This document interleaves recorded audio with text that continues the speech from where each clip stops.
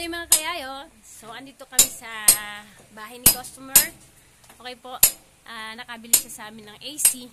Ngayon, tama naman yung decision niya. Since ang room nila ay nasa 20 square meter, yan po yung lawak niya.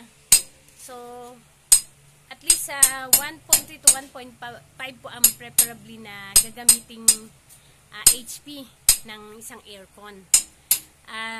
Kasi malaki po ang kinalaman or factor niyan sa pagbili niyo ng aircon dun sa consideration ng laki ng room.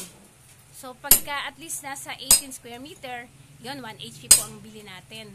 Kasi pag under capacity po ang nailagay nating unit, bukod sa hindi agad mag-automatic, hindi nyo mag-deserve yung lamig, so magastos, makonsumo sa kuryente. And besides, madalas magkaroon ng sira ang unit. So talagang dapat i-consider na pagbili ng unit ng HP o pagpili ng HP ng unit, magbabase tayo dun sa laki ng room or sa sukat ng room. Ano po? Kung ang 0.5 naman ang ilalagay natin, mga ilang square meter sir ang room niya? Pwede mga 8 square meter, 9 square meter.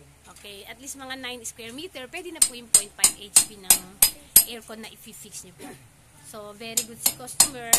Nag-upgrade siya. Since before nga daw, gumagamit siya ng ventilador para lumamig. Yung ang tendency pa, hindi niya na-deserve, lalakas pa yung konsumo ng kuryente, sabi nga ni customer. So, yan, FYI lang mga kayayo. Hoping na pagbili niyo ng unit, magbabase po kayo ng HP doon sa laki ng room nyo. Ano po, nalalagyan. Okay po, good day!